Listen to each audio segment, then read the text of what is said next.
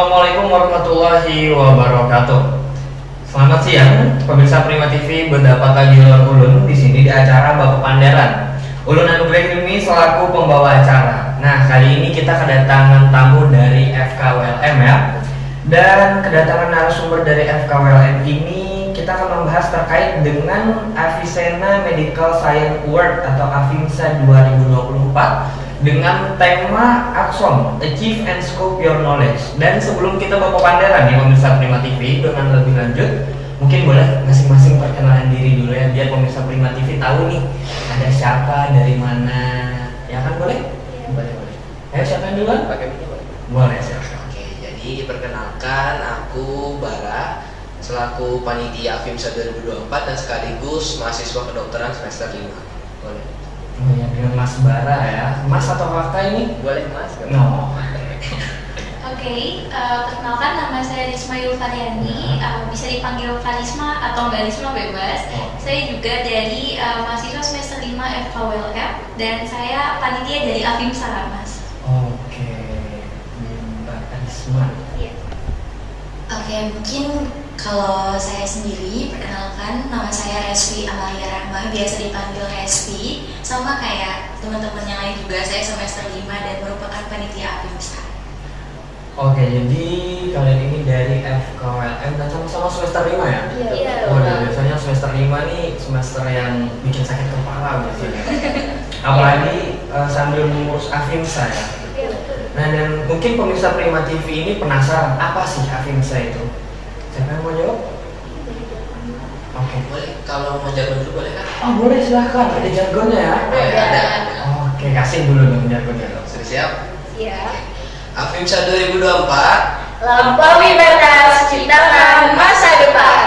Waduh, keren banget. Itu jargonnya memang udah ada dari lama atau baru aja dibikin nih? Spontan. Spontan, keren banget memang ya. Dan mungkin kita masuk ke topik utamanya, AVIMSA. Nah, mungkin banyak pemirsa Prima TV ini yang bertanya-tanya, AVIMSA itu apa sih? Jadi izin jelaskan ya Kak ya. Ya. Jadi AVIMSA itu dia adalah Olimpiade Sains Kedokteran yang mana nanti pesertanya itu khusus buat anak-anak SMA sederajat kayak gitu. Oke. Terus taraf dari AVIMSA ini nasional Kak. Jadi dari Sabang sampai Merauke gitu boleh ikut dari AVIMSA ini gitu. Oh iya benar. Jadi nanti materi yang diujikan itu kayak biasa ada biologi, ada fisika, ada kimia. Terus karena tadi AVIMSA ini basisnya kedokteran, jadi nanti ada materi-materi kedokteran juga gitu Kak. Oh ya, jadi bagi yang berminat bisa langsung ikut ya. Boleh banget. Dan dari informasi yang saya dapat di AVIMSA ini ada 2 babak. Emang isinya tuh apa aja sih di 2 babak ini? Oh iya. Jadi AVIMSA itu ada 2 babak Kak. Yang pertama itu secara online dari secara rumah online. masing-masing kerjainnya. Ya. Jadi itu namanya babak penyisihan. Oke. Oke, jadi kalau sudah lolos babak penyisihan, baru nanti kami undang untuk berlomba di kampus kami di veteran kayak gitu Kak. Oke, itu tahap pertama ya, itu Iya. babak pertama. Untuk babak keduanya Mas Bara? Babak keduanya tadi offline di kampus kami. Oh, Ya. berarti harus kalau online ini harus selesai online dulu, Betul. lulus online dulu, Betul. baru diundang offline ya. Jadi harus lolos dulu gitu. Iya ya, dan mungkin banyak yang bertanya-tanya nih, dengan sistem yang seperti itu, online dulu baru offline dulu, ini keuntungannya apa aja Mas Bara? Apakah bisa langsung masuk kedokteran nih, khususnya FKWLM? Saya izin nambahin dikit ya Oke. Mas. Tadi mungkin pemirsa Prima TV masih penasaran nih, gimana kalau misalnya yang dijelasin sama Bara tadi terkait babak penyisiannya itu online. Nah, kalau offline-nya itu ada apa aja? Jadi kalau offline ini kami gak sekali lomba, Oh, tapi ada sekitar 3 hari nanti.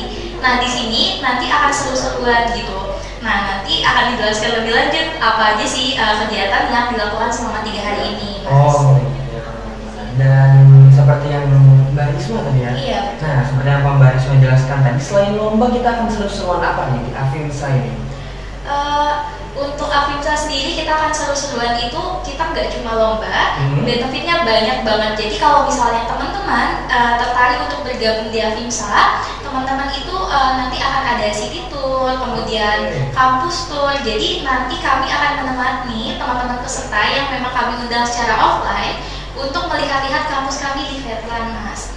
Kemudian ada lab tour, jadi nanti teman-teman teman-teman yang memang udah registrasi dan kami undang untuk ke bubble offline itu bisa masuk ke dalam lab, melihat-lihat isi dalam lab, oh begini toh kedokteran gitu. Oh iya, jadi anak-anak SMA yang berminat dengan kedokteran itu punya gambaran ya, jadi pemirsa Trivni dapat gambaran, oh kayak gimana sih lab itu, gimana sih kampus FKWLM itu ya. Dan karena kita ada di 2024, kita kan mungkin banyak tuh di TikTok ada tren yang namanya kenapa Bandung. Nah sekarang pertanyaannya kita ubah sedikit, kenapa harus Afinsa? Oke, kenapa harus Avimsa? Karena ini adalah lomba yang bertaraf nasional ya kan, dan tentunya sertifikatnya juga nasional gitu. Jadi bisa diikuti oleh seluruh anak-anak SMA yang ada di Indonesia. Dan tentunya juga selain itu, kami juga memberikan pengalaman yang terbaik bagi siswa yang pengen masuk kedokteran untuk mendalami ilmu sains gitu. Jadi dari Avimsa, mereka bisa mengetahui gambaran-gambaran kedokteran itu seperti apa. Seperti tadi mulai dari masuk lab, kemudian nanti akan ada latihan OSCE gitu untuk gambaran menjadi dokter itu seperti apa. Oke, jadi kalau udah masuk itu udah nggak kaget lagi ya, biar ada gambaran. Dan apa sih sebenarnya yang membedakan Afinsa ini dengan olimpiade atau lomba-lomba lain? Mas Bara mungkin mau jawab? Oke, jadi bedanya tentu sangat beda ya, apalagi karena Avimsa ini kan basisnya kedokteran gitu, yang ngadain dari kami, dari mahasiswa Fakultas Kedokteran, otomatis nanti olimpiadenya tuh nggak cuma olimpiade kayak biasa, banyak variasi lomba-lombanya. Tadi seperti sudah disebutkan sama Harisma, lombanya itu kan ada 3 hari. Jadi nanti antara 3 hari itu banyak banget lombanya yang mungkin di lomba-lomba lain itu nggak didapatkan kayak gitu. Contohnya yang pertama itu ada OSCE. Nah kalau kami di OSCE itu seperti kayak prakteknya gitu. Oke, jadi karena tadi di Avimsa ini tahun ini ngambilnya akson itu kan sistem neurosensoris atau sistem saraf dan indera gitu. Nah jadi nanti pemeriksaannya itu berkaitan dengan saraf kayak gitu mas. Terus juga ada namanya itu SOKA. Kalau SOKA itu seperti, jadi nanti siswa-siswanya itu nanti diberikan seperti kasus, baru nanti mereka diminta untuk menyelesaikan kasus tersebut gitu.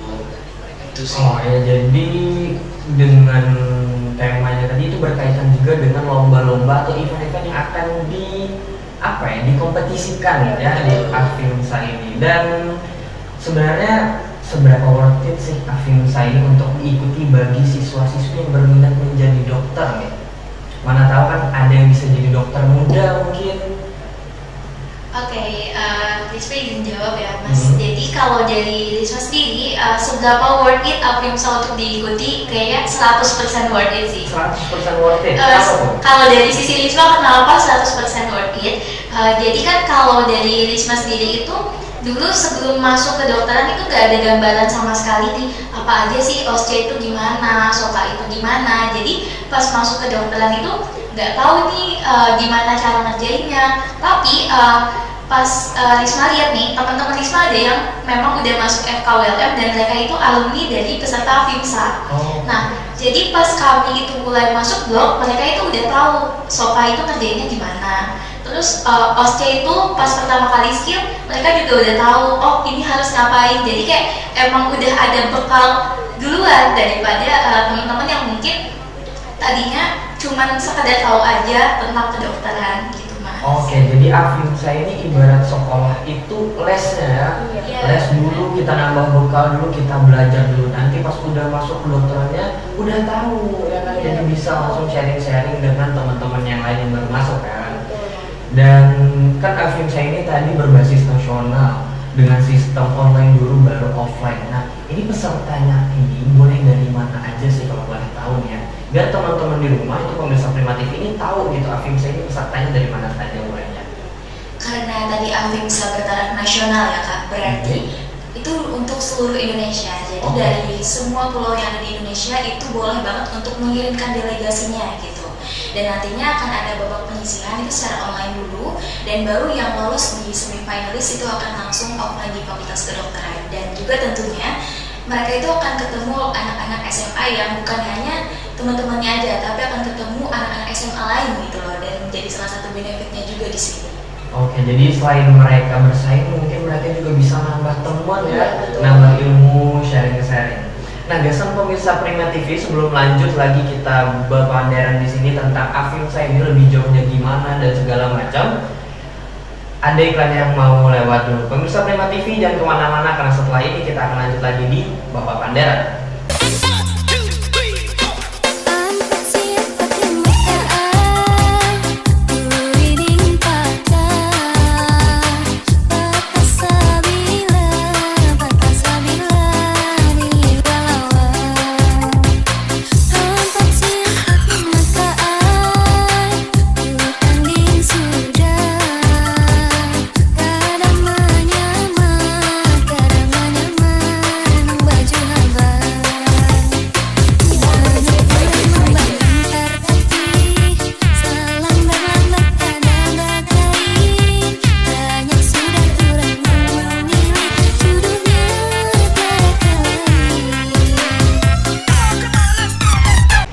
Pemirsa Prima TV, terima kasih yang masih bersama kami dan pastinya masih bersama Ulun dan para kakak-kakak dari FKULM ya di acara Bapak Pandaran.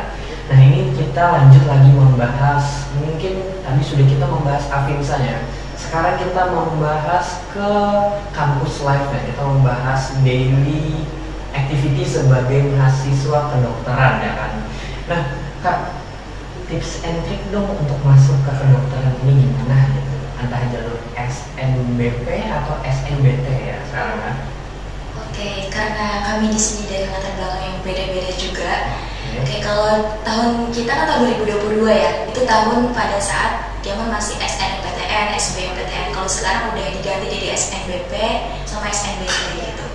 Oke, kalau aku sendiri itu kemarin lolosnya jalur SNMPTN sama kayak temanku juga gitu. Untuk tipsnya dari Bara dulu kali ya.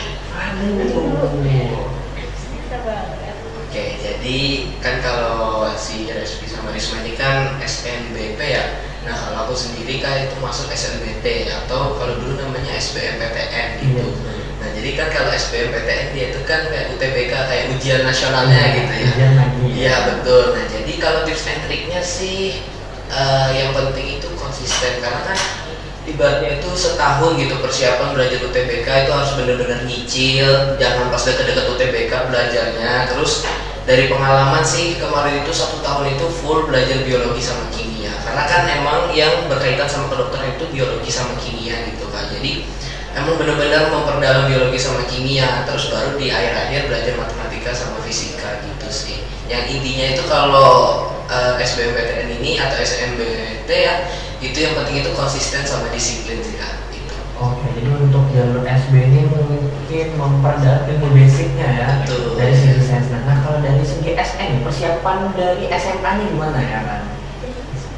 Oke, tadi udah dikasih tahu sama Respi kan kalau misalnya saya ini dari SNBP ya Mas. Nah, sebenarnya kalau persiapan dari SMA itu yang penting kita mempertahankan nilai dari semester 1 gitu Mas.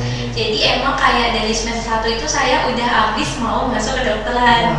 Jadi karena tahu kalau misalnya untuk habis masuk ke kedokteran itu gimana, dikasih tahu sama kakak kelas, jadi pada minta info nih gimana sih cara masuk ke kedokteran, terus dikasih tahu kalau misalnya kita harus mempertahankan grafik nilai gitu Mas. Nah, makanya dari sejak semester 1 itu saya udah mempertahankan grafik nilai, khususnya nilai biologi sama kimia saya. Jadi kayak dipertahankan supaya nggak turun. Jadi grafiknya tuh kalau nggak lurus naik gitu Mas. Misalkan jangan sampai ada yang turun ya. Iya. Dan selain ambis untuk belajar juga harus ambis mencari informasi ya kan. Iya. Biar tahu gimana sih gambaran buat SN buat ke kedokteran ini gimana. Terus kuliah di kedokteran ini ngapain aja sih dan ujiannya tuh ada apa aja? Karena mungkin orang awam itu melihat anak kedokteran itu biasanya banyak bawa tas ya kan, bawa kotak-kotak mungkin. Nah, mungkin boleh dijelaskan?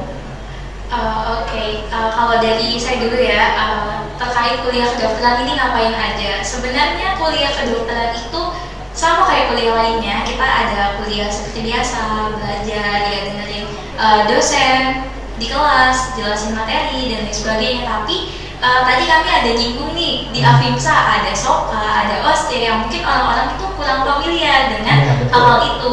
Nah, itulah yang kami lakukan selain kuliah tuh Mas. Jadi kayak kami diskusi tentang suatu penyakit, misalnya kasus-kasus gitu. Nah, diskusi ini mandiri, tapi nanti ada dokter yang mendampingi. Kemudian begitu juga OSC. Mungkin dari Resmi mau nambahin nih? Oke, jadi untuk kedokteran itu kan kami pakai sistem blok ya kan, bukan sistem SKS. Jadi per blok itu ada ujiannya gitu loh. Jadi ujiannya 2 kali, ada sumatif 1, ada sumatif 2. Dan kami juga kebagi menjadi ada blok fungsi normal dan juga ada blok keluhan gitu. Jadi ujiannya beda-beda kan gitu. Jadi ada yang 2 kali dalam 1 blok, ada yang 1 kali dalam 1 blok gitu. Kemudian mungkin ada yang tambahan juga. Ada lagi dari Mas Bara mungkin? Boleh. Kalau tadi kan dari sisi ujiannya nih, nah kalau ini dari ngapain aja sih kuliah kedokteran gitu. Iya, betul. Nah jadi kalau kuliah kedokteran itu nggak cuma kuliah, ibaratnya kalau kuliah itu dia kita tuh nangkepnya seperti cuma merhatikan dosen gitu. Iya. Nah nggak cuma gitu. Tadi selain Risma jelaskan ada tutorial, terus ada skill, kami itu ada yang namanya praktikum kan. Jadi praktikumnya itu banyak banget dan asik-asik pastinya. Karena kenapa? Karena praktikum ini kan buat mendalami kayak gitu kak. Terus kayak waktu praktikum itu asik ini, jadi pengen mendalami ilmunya gitu kak. Oh ya, jadi mungkin perbedaan sistem SKS ya, kuliah biasa dengan sistem blok ini di kedokteran ini adalah di blok ini tadi ada praktikum dan praktikumnya berbeda-beda sesuai dengan dengan bloknya masing-masing. Nah, mungkin pemirsa Prima TV ini banyak yang bertanya-tanya, selesai preklinik atau kuliah biasa tadi ya. Nah, itu apakah bisa langsung jadi dokter? Tiba-tiba dapat gelar dokter, mungkin dokter Bara misalkan. Siapa yang mau jawab? Saya dulu Oke. kan. Jadi untuk tahapan menjadi dokter itu kan tidak mudah ya Kak. Jadi harus ada prosesnya dulu nih. Jadi tahap awal itu preklinik. Untuk preklinik sendiri itu sama kayak kampus lain sebagai sarjana gitu. Jadi kita tuh ngejar gelar sarjana dulu di sana, baru pas fase klinik itu kita langsung ke rumah sakit untuk praktek gitu loh Kak. Jadi ada selama 2 tahun ya teman-teman. Ya atau bahasa kami itu koas gitu loh Kak. Habis itu baru nanti ada internship. Nah itu nanti proses kami juga dalam mencapai gelar dokter itu. Mungkin dari Risma kali ya. Oke. Jadi mungkin tadi ada spesifik masalah preklinik, kemudian koas, itu mungkin masih ada yang bingung ya. Jadi untuk preklinik sendiri, dia preklinik berarti sebelum masuk klinik. Nah, untuk mendapatkan gelar sarjana ya, Mas. Nah, kami itu preklinik berarti kuliahnya itu di kampus seperti biasa, seperti mahasiswa pada umumnya kuliahnya di kampus. Tapi kalau misalnya setelah nanti kami menyelesaikan masa studi selama kurang lebih 3,5 tahun atau 7 semester masa normalnya, nanti itu akan dapat gelar, tapi gelarnya bukan dokter Mas, gelarnya adalah sarjana kedokteran, SCAT. Nah nanti dari mahasiswa ini bebas apakah mau lanjut untuk jadi dokter atau cukup di SCAT aja, karena nih ada nih Mas yang memang mungkin punya cita-cita untuk ambil SCAT doang, nanti jadi dosen, ambil S2 lagi gitu Mas. Oke. Jadi kalau misalnya ambil untuk mencapai gelar dokter, maka lanjut kuliah profesi. Makanya kuliah profesi ini dia kuliahnya nggak di kampus, tapi di rumah sakit. Sehingga disebut sebagai klinik, masa klinik atau koas. Oh berarti preklinik kalau koas ya. Mas Bara mau nambahin Mas Bara? Boleh. Jadi kan tadi ada Risma singgung nih kalau preklinik itu kuliahnya di kampus, kalau klinik di rumah sakit. Nah otomatis berarti ibaratnya tuh kalau di kampus kita tuh belajar materinya, terus pengaplikasiannya itu waktu di rumah sakit, waktu koas, waktu jadi dokter muda kayak gitu. Dilihat sih banyak juga tahapannya, klinik, harus ngadepin praktikum ini itu dan kelihatannya padat banget gitu. Nah dan yang jadi pertanyaan itu seberapa padat sih waktu kuliah di kedokteran ini? Mungkin masing-masing punya versi yang berbeda-beda ya kan? Kalau seberapa padat itu kan tergantung masing-masing orang. Kalau misalkan cuma jadi mahasiswa biasa, nggak ikut organisasi itu kan lumayan lah. Cuma yang pasti padat itu kan apalagi sudah ikut organisasi gitu. Organisasinya nggak cukup 1, ada 2 atau 3 gitu. Nah jadi sebenarnya kalau padat atau enggaknya itu tergantung dari masing-masing itu tadi sih Mas. Nggak melulu mahasiswa kedokteran itu sibuk enggak. Oh berarti tergantung pribadinya ya, mau kayak gimana, mau ibaratnya mau nggak ikut organisasi, mau ikut organisasi harus tetap fokus sama kuliahnya. Dan mungkin bagi orang awam nih melihat gelar dokter tuh kan kayaknya keren banget gitu, bergengsi banget. Nah kira-kira menurut kalian berapa lama waktu untuk menjadi atau mendapat gelar dokter itu sendiri? Oke, karena saya ditunjuk teman-teman ya. Oke, jadi kalau berapa lama itu tergantung orang masing-masing ya Mas. Kan masa studi normal itu untuk kedokteran yang saya tahu dari beberapa kampus itu memang 7 semester, dan kebetulan dari FKULM sendiri itu 7 semester untuk masa ambil S1, berarti kurang lebih 3,5 tahun. Dan nanti untuk masa klinik atau pendidikan profesi supaya dapat gelar dokter itu kurang lebih 2 tahun 3 bulan gitu. Dan untuk 2 tahun 3 bulan ini adalah masa yang normal dan lancar gitu ya Mas. Nggak tahu kalau nggak lancar. Dan setelah itu baru nanti ada ujian lagi. Nah jadi untuk kami dapat gelar dokter itu, jadi kami ada ujian masuk di awal, kan tadi ada yang SNBP, SNBT.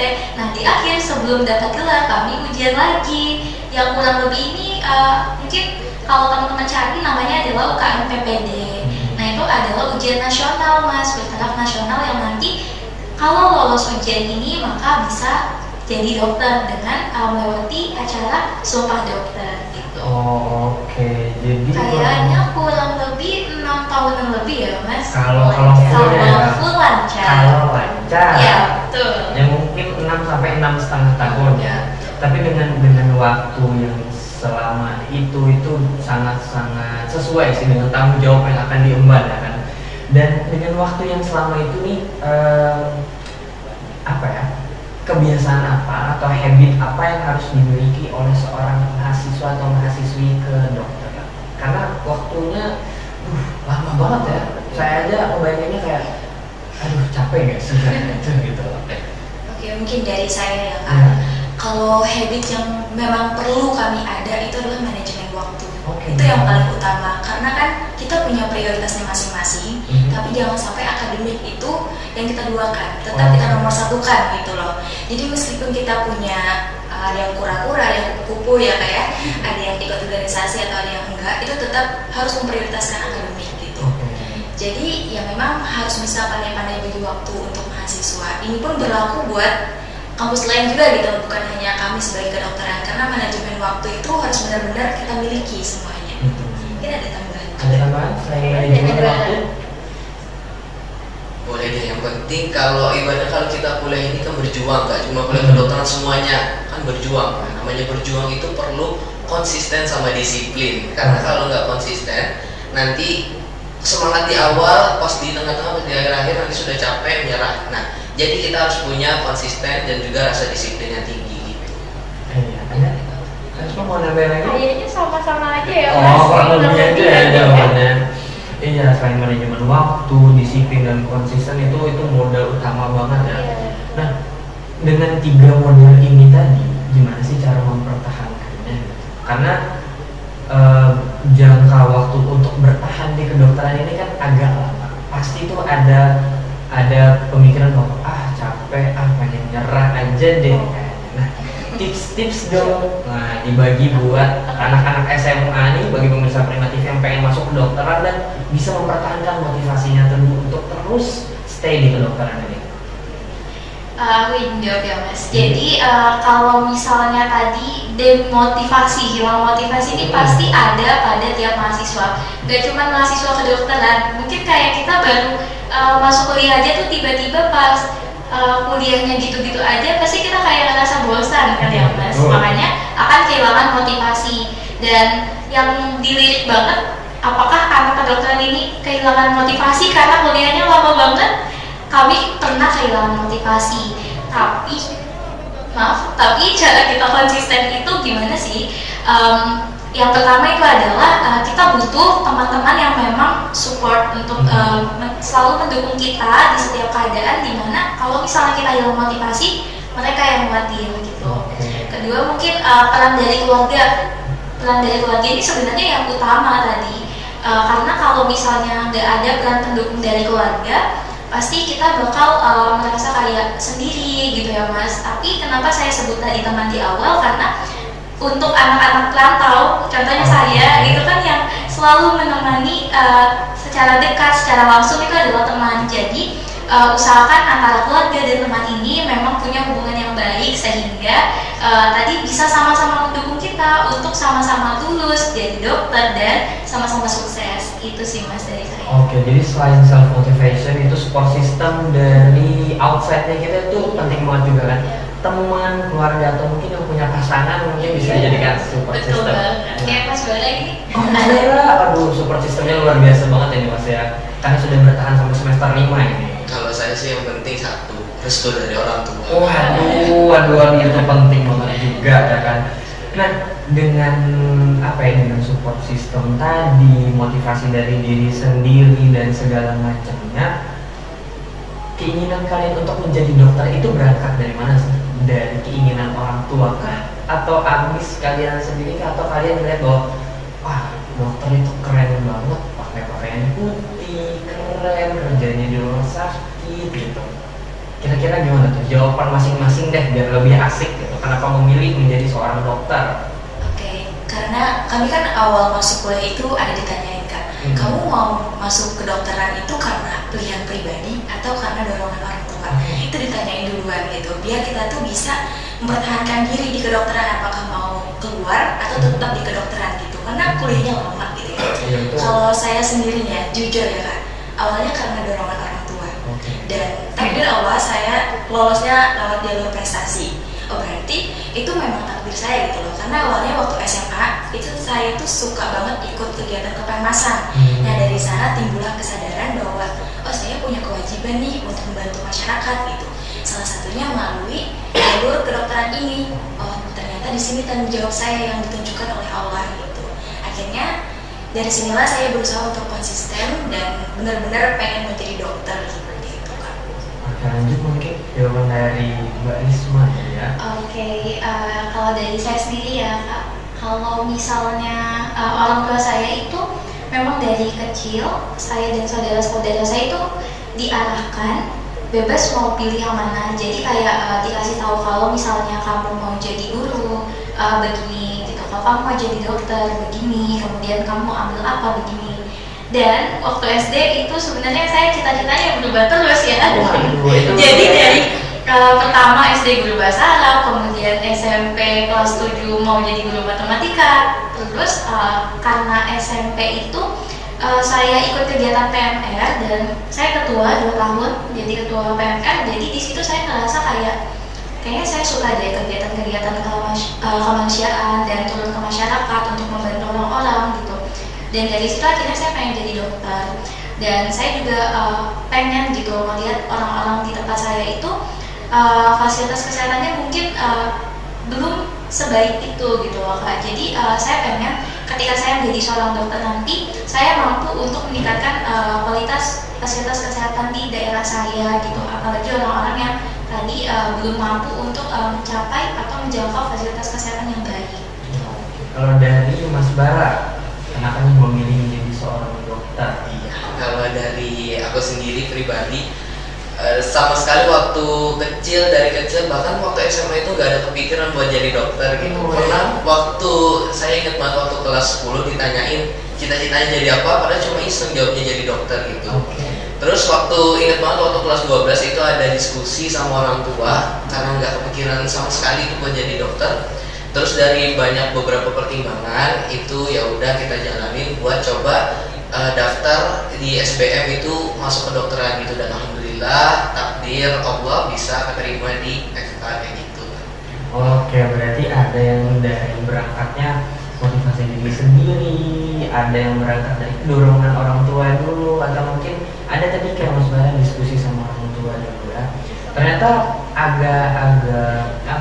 agak unik juga ya background untuk menjadi seorang dokter, perjalanan menjadi seorang dokter mulai dari motivasi yang harus dipertahankan, manajemen waktu dan lain-lain, terus juga tadi tips and triknya sudah dikasih, terus juga tadi ibaratnya susah sedihnya sudah diceritakan juga biar pemirsa Prima TV ini atau siswa-siswi SMA yang mau masuk FK kedokteran ini, FKWLM ini di kedokteran bisa punya gambaran ya kan.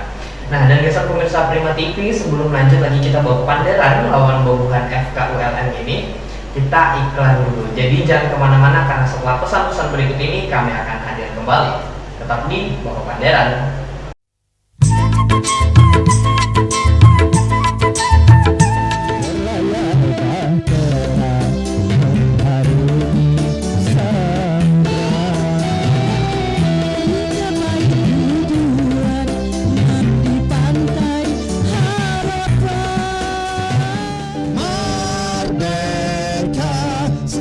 Merdeka, tetap merdeka. Kau yang menyirami dan meracuni, cinta kau permainkan penuh birahi. Melalui Prima TV, TV-nya orang Banua, TV-nya orang Banjarmasin dalam acara musik kita. Asik. Sekali merdeka, tetap Merdeka.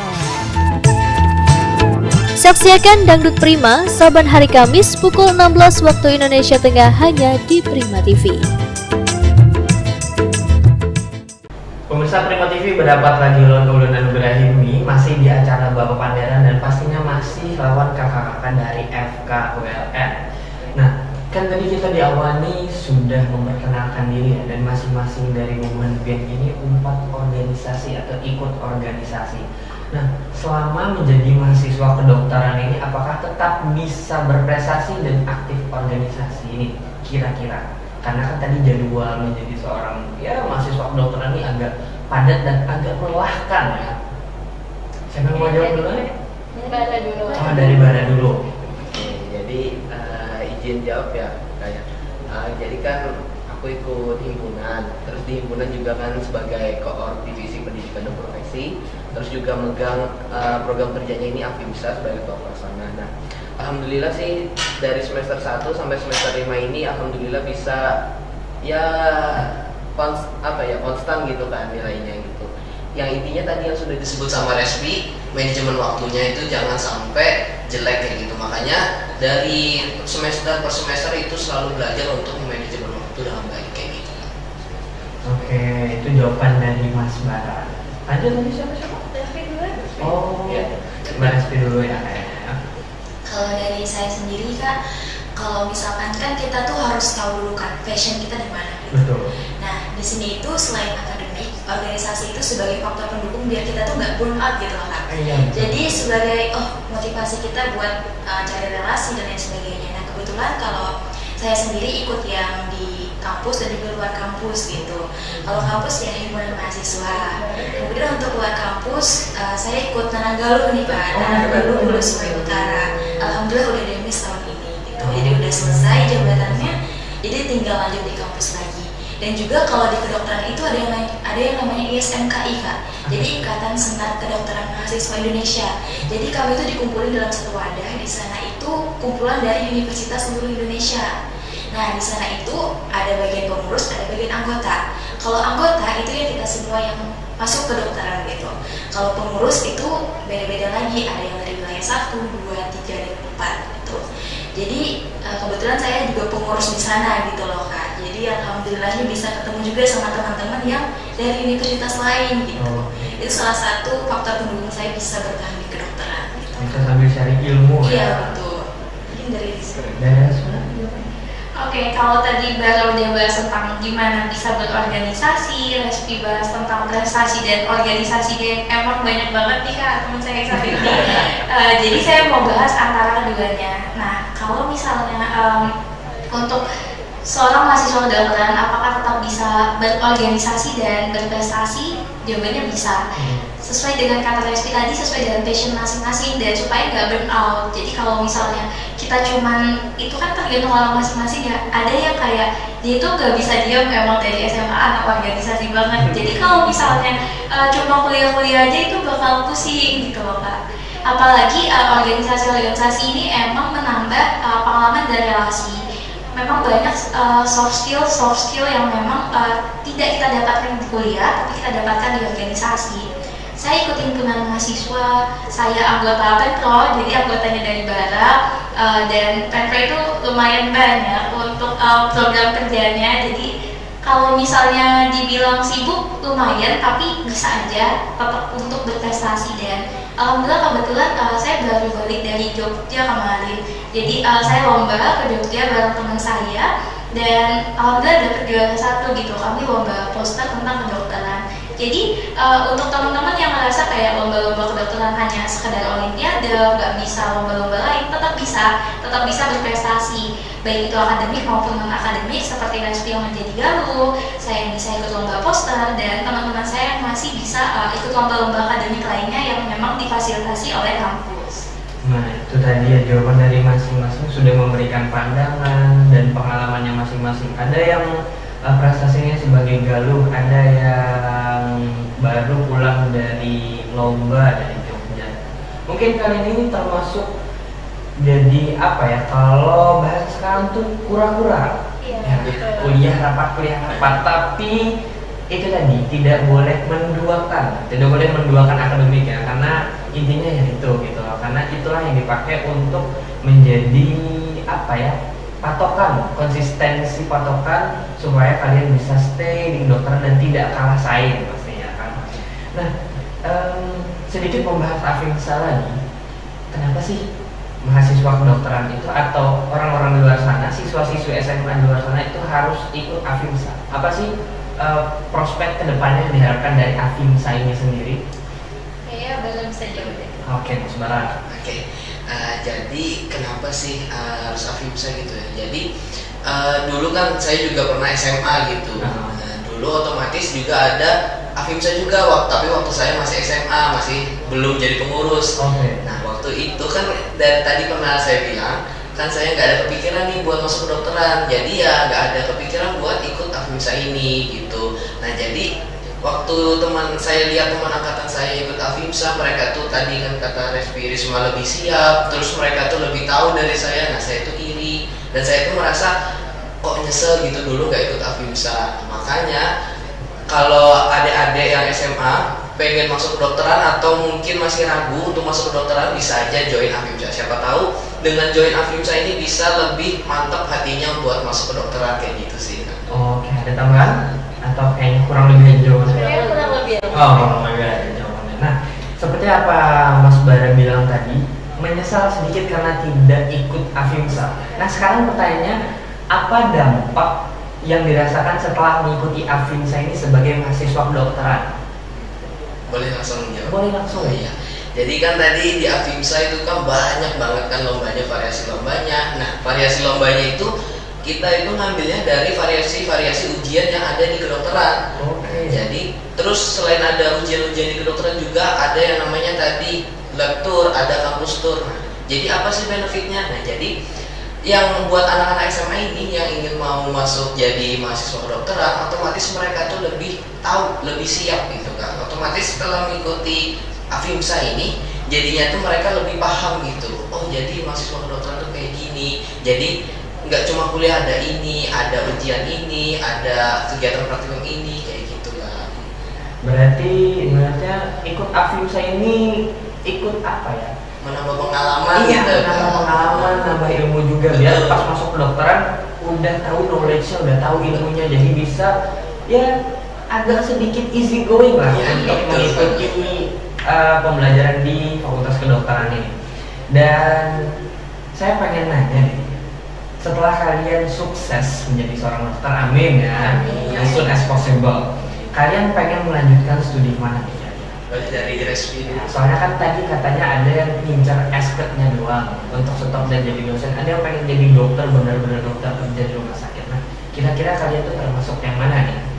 Yang nanggung kah atau yang pol-polan? Oke, kalau pilihannya, kalau saya sendiri lebih ke pengen jadi dokternya. Oke, kenapa? Terus karena memang tanggung jawab saya saat awal masuk kedokteran itu dari orang tua juga, dan tentunya saya juga merasa, oh saya masuk kedokteran, saya harus jadi dokter gitu, dan saya harus menghasilkan dampak ke orang lain gitu loh. Itu yang menjadi patokan saya selama ini, dan akhirnya bisa bertahan gitu di kedokteran. Dan juga kalau misalnya udah jadi dokter, pengen lanjut kemana, itu rencananya insya Allah mau lanjut spesialis, cuman untuk spesialisnya lagi spesifiknya masih dipikirkan Kak, yang sesuai dengan passion saya sendiri. Kalau dari Mbak Risma? Oke, jadi kan tadi Mas bilang kalau misalnya kedokteran apakah pengen S aja atau mau lanjut sampai jadi dokter. Sebenarnya saya itu pengen sampai jadi dokter gitu Mas. Karena seperti yang Mas bilang tadi, dengan jadi dokter saya rasa saya bisa memberikan dampak yang lebih banyak sesuai dengan apa yang saya harapkan ketika saya masuk kedokteran di awalnya. Namun bukan berarti teman-teman yang hanya stop di SK itu tidak memberikan dampak, karena tiap orang itu menurut saya memberikan dampak. Kalau misalnya dokter mungkin akan memberikan dampak secara langsung, dia bisa ke rumah sakit, kemudian memberikan pelayanan kesehatan. Sedangkan teman-teman yang mungkin SK itu bisa memberikan dampak dengan mengajarkan ilmu-ilmu kedokteran, bisa jadi dosen. Nah, terus apa sih yang pengen saya lakukan ke depannya kalau udah jadi dokter? Saya rencananya pengen kembali ke daerah, ke Kalimantan Barat nih Mas. Kebetulan saya asalnya dari Kalimantan Barat, dan saya tuh pengen banget untuk membangun fasilitas kesehatan di tempat saya supaya lebih baik lagi gitu. Mas Barat? Oke, kalau dari saya sendiri sih kurang lebih aja sama Resmi sama Risma Kak. Jadi intinya kalau dari saya itu yang penting mau mengabdinya itu dari hati dan ikhlas gitu. Terus untuk prospek kedepannya rencananya mungkin sama kayak Resmi tadi mau jadi dokter spesialis, dan untuk saat ini udah ada sih gambarnya, cuma masih rahasia gitu kan. Oke. Masih dirahasiakan mau lanjut kemana, ataupun mungkin ya perlu diskusi lagi sama orang tua aja ya, karena tadi kan udah dibilang nih bahwa sebenarnya jenjang menjadi seorang mahasiswa kedokteran ini agak panjang dan melelahkan apa segala macamnya ya. Bisa dibilang bahwa untuk menjadi seorang dokter itu ya, pemirsa Prima TV ya, itu harus mengabdi dengan hati nurani yang ikhlas pastinya. Kalian tuh pol-polan banget kelihatannya, karena udah semester 5 masih bertahan tuh keren loh di mahasiswa kedokteran. Karena kebanyakan kalau udah semester 4, semester 5 tuh rata-rata pasti udah mulai goyang, udah mulai udah capek, tinggalin aja. Nah itu termasuk hebat banget sih menurut saya. Nah ini lanjut lagi ke pertanyaan berikutnya. Kan kalian ini masuk FKULM. Nah kalian tahu FKULM ini dari mana? Dari teman-teman kah, atau dari keluarga, atau dari kakak mungkin? Mulai dari Risma yang Pak Ijal. Oh iya, orang jauh dulu yang jawab ya kan? Oke, jadi sebenarnya saya tuh dulu tuh pengen banget masuk itu adalah FKUGM dan FK Untan. Tapi emang taunya dari orang tua terlebih dahulu. Jadi kayak saya ada keluarga di sini yang memang di Banjarbaru gitu. Tapi saya nggak terlalu bertanya tentang universitas apa yang ada di Kalimantan Selatan. Bahkan saya nggak tahu juga kalau Kalimantan Selatan itu sejauh itu dengan Kalbar. Jadi kayak berasa tahu dari keluarga saya kalau itu dekat, oh ya udah coba aja. Dan pas sedang mencari informasi tentang FKIKULM, saat ini namanya FKIK ya Mas. Nah FKIKULM, saya itu nemu tentang Afinsa. Jadi kayak sedikit banyak informasi yang saya dapatkan itu dari Afinsa tentang apa aja sih kegiatan yang nanti dilakukan di FKULM, SKPS-nya, kemudian apa gambaran kedepannya itu dari Afinsa. Dan juga jadinya Afinsa ini adalah salah satu informasi yang saya dapatkan ketika saya mencari banyak hal tentang FKULM gitu. Oke. Kalau dari Mbak Resmi, kamu dari FKULM dan mungkin kayak yang Mbak Risma tadi, adakah sangkut pautnya dengan Afinsa ini sendiri? Oke, karena tadi saya di awal masuknya karena dorongan orang tua, itu awalnya gak ada kepikiran mau masuk kedokteran gitu, tapi kadarullah lolos, ya sudah gitu saya jalani. Nah jadi awalnya nggak tahu sama Afinsa gitu, makanya pas masuk kedokteran agak kaget, oh kayak gini ya gitu sistemnya. Beda sama teman-teman yang lain yang alumni dari Afinsa itu mereka udah tahu sistemnya, jadi tinggal ini gambarnya tinggal jalanin aja seperti ini gitu. Jadi mereka tuh udah punya gambaran kedepannya mau seperti apa gitu loh. Kalau saya sendiri harus dari nol dulu melatihnya buat bisa ke tahap yang mereka ke tahap teman-teman yang lain gitu. Jadi memang baru tahu. Dan juga FKULM ini adalah kedokteran yang satu-satunya yang ada di Kalimantan Selatan seperti itu. Jadi dari orang tua juga katanya di Banjarmasin aja gitu, biar gak jauh-jauh dari orang tua gitu. Iya, terima kasih atas jawabannya ya sebelumnya. Dan kalau dilihat atau kita simpulkan dari tadi nih, dari segmen 1, 2, dan segmen ini, Afimsa ini kayaknya selalu ikut gitu dengan mahasiswa kedokteran. Nah, menurut kalian Afimsa ini sama apa ya?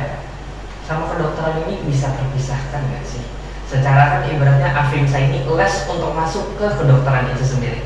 Nah, kira-kira gimana? Apakah bisa terpisahkan kah? Ataukah mereka berdiri di waktu yang berbeda kah? Oke, jadi izin jawab ya kayak. Ya. Kalau untuk Afimsa sama FK gitu ya kayak. Nah itu tuh kalau menurut saya tuh selalu beriringan. Kenapa selalu beriringan? Tadi nggak cuma lesnya doang nih kak, tapi pengalamannya. Nah di mana-mana itu pengalaman yang penting. Nah jadi kalau sudah ikut Afimsa otomatis tahu nih gimana pengalamannya. Jadi ibaratnya itu 3 hari menjadi mahasiswa kedokteran lah kalau ikut Afimsa gitu. Jadi makanya itu yang penting kak, pengalamannya buat masuk ke real, masuk ke mahasiswa kedokteran kayak gitu kak. Oke, itu jawaban dari Mas Bara. Kira-kira ada yang pengen menambahkan kah? Oke, dari Mbak Risma kayaknya pengen menambahkan. Kalau dari saya, apakah Afimsa dan kedokteran itu bisa dipisahkan? Kalau misalnya Afimsa menurut saya nggak bisa dipisahkan dari kedokteran ULM. Wah, kenapa tuh?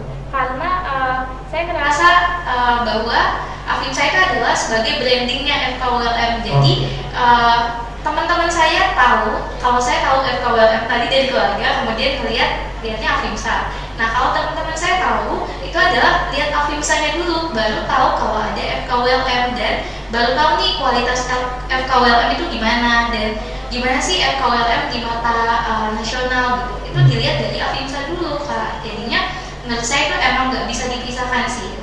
Oke, kalau dari Mbak Risma mungkin ada tambahan? Mungkin lebih ke buat menarik adik-adik semuanya yang masih SMA yang pengen masuk kedokteran gitu loh. Jadi dari Afimsa ini sebagai salah satu gambaran bagi adik-adik semua untuk tahu kedokteran itu lebih lanjutnya. Karena menghindari kaget kita saat masuk kedokteran gitu loh. Itu salah satu cara bagaimana kita tuh bisa memotivasi diri untuk bisa bergerak di kedokteran. Iya betul banget. Jadi dengan mengikuti Afimsa ini sendiri itu seperti les singkat jadinya ya. 3 hari menjadi mahasiswa kedokteran. Biar pas udah masuk, pas udah preklinik itu enggak culture shock. iya betul. Nah, dan kayaknya kita udah ngobrol banyak tentang Afimsa itu sendiri, tentang menjadi mahasiswa kedokteran, terus kaitan Afimsa dengan kedokteran itu apa aja. Terus tadi saya baru tahu juga tuh sekarang apa FKIK ya? Iya, Oh, FKIK. apa itu kepanjangannya? Fakultas Kedokteran dan Ilmu Kesehatan. Oh, dan ilmu kesehatan. Sekarang itu ya, berarti udah enggak FK doang nih. Iya, banyak Oh, FKIK sekarang ya. Nah, jadi untuk siswa-siswi luar sana dari Sabang sampai Merauke, ini udah ada Afimsa, udah ada ajang untuk bisa mengikuti olimpiade bergengsi ya mungkin ya. Karena banyak banget ya kan, di dalamnya itu ada event-event selama 3 hari tadi yang dilombakan itu sesuai dengan apa yang dijalankan sebagai seorang mahasiswa kedokteran. Dan mungkin terima kasih banyak untuk kalian yang udah menjadi atau berniat menjadi seorang dokter, berdedikasi untuk meletihkan kepala, melelahkan kepala, karena ya 6 tahun sampai 6 tahun setengah itu bukan waktu yang singkat pastinya, dengan segala perjuangannya, dengan segala letihnya. Terus juga mungkin ada beberapa yang ikut rapat tadi ya kan, ikut organisasi, otomatis energinya lebih terkuras, mungkin waktunya lebih terkuras. Ya semoga apapun yang kalian lakukan sekarang, kalian struggle di sini, kalian berdedikasi untuk menjadi dokter ke depannya itu bisa cepat terwujud dan bisa menjadi dokter yang amanah pastinya ya kan ya. Nah, biasan pemirsa Prima TV, itu tadi Bapak Panderan dengan babuhan FKIK ULM tentang Afimsa tadi ya. Apa tadi slogannya? Boleh? Ayo slogan. Kasih slogan dulu dong sebelum penutup. Oke. Afimsa 2024 Lampaui batas, ciptakan masa depan. Iya, itu tadi Bapak Panderan pada hari ini. Ulun Anugerah Hilmi, sampai jumpa di Bapak Panderan lainnya. See you next time. Dadah, bye-bye.